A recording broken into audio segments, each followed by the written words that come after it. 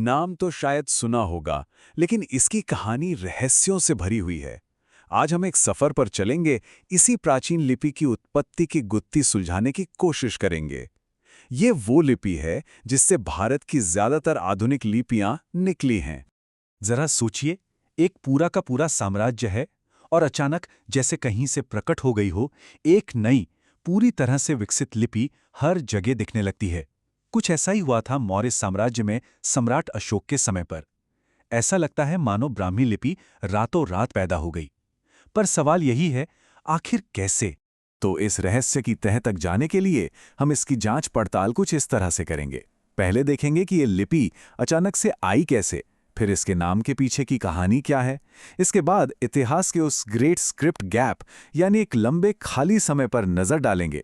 और हाँ, दो सबसे बड़ी थ्योरीज, क्या ये यहीं भारत में बनी या कहीं बाहर से आई, और आखिर में समझेंगे कि ये गुत्थी आज भी सुलझी क्यों नहीं है। एक मजेदार बात, आज हम जिसे ब्राह्मी कहते हैं ना, मौर्य साम्राज्य के लोग उसे इस नाम से जानते ही नहीं थे।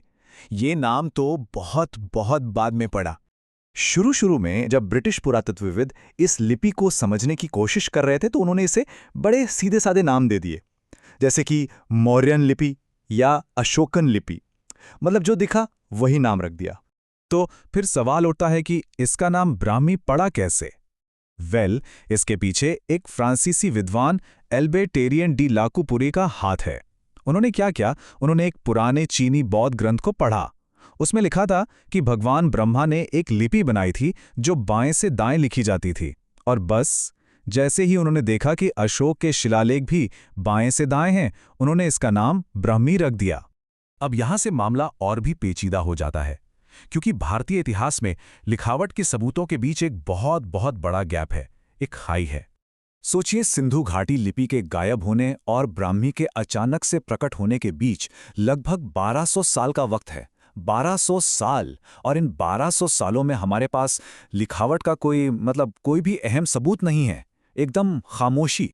तो इस मिस्ट्री को सुलझाने की पहली थ्योरी क्या है? चलिए अपनी पहली केस फाइल खोलते हैं।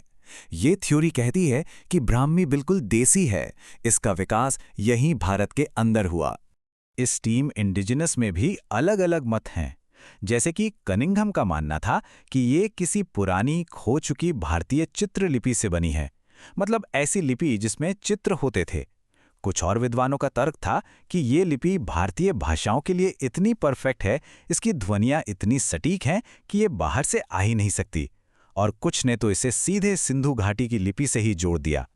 लेकिन इस कहानी का एक दूसरा पहलू भी है। अब वक्त है हमारी दूसरी केस फाइल का, जो हमें भारत से बाहर ले जाती है। सवाल यह है, क्या ब्राह्मी की प्रेरणा कहीं विदेश से आई थी? इस टीम फॉरेन के समर्थकों का मानना है कि ब्राह्मी को प्रेरणा बाहर से मिली, जैसे जेम्स प्रिंसेप ने इसे यूनानी लिपि से जोड़ा। जॉर्ज ब्यूलर ने कहा कि नहीं, इसकी जड़ फोनीशियन लिपि में है। लेकिन जो सबसे मजबूत तर्क माना जाता है वो है अरामी लिपि का, जो पड़ोसी अकेमेनिड साम्राज्य में इस्तेमाल होती थी। अब यहाँ पर एक बहुत ही दिलचस्प बहस सामने आती है। विद्वान हैं हैरी फॉक और एसआर गोयल। दोनों इस बात पर तो सहमत हैं कि हाँ, ब्राह्मी को मौर्य काल में ही बनाया गया था, लेकिन बहस इस बात पर है कि कैसे। फॉक कहते हैं कि प्रेरणा विदेशी थी, यूनानी और खरोष्ठी से।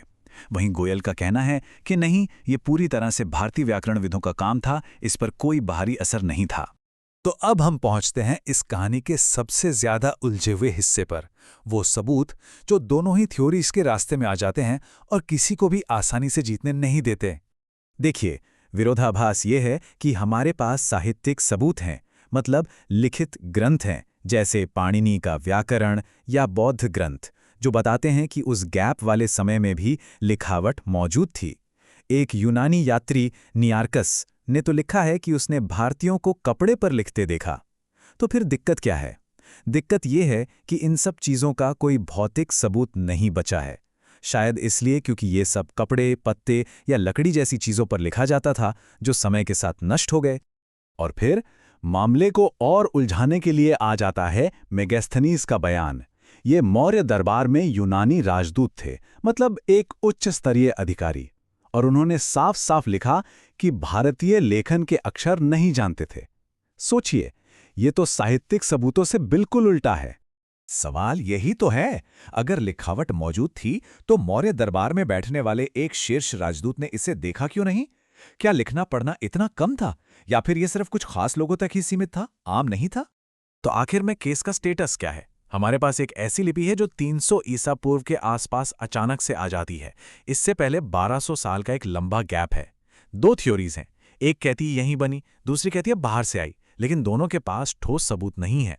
सच तो यह है कि जब तक उस गैप पीरियड का कोई स्मोकिंग गन, शिलालेख यानी कोई पक्का शिलालेख नहीं मिल जाता, इसकी उत्पत्ति का रहस्य ही बना रहेगा। और जाते जाते एक सवाल, क्या ऐसा हो सकता है कि ब्राह्मी की उत्पत्ति का राज उस सिंधु घाटी की लिपि में छिपा हो जिसे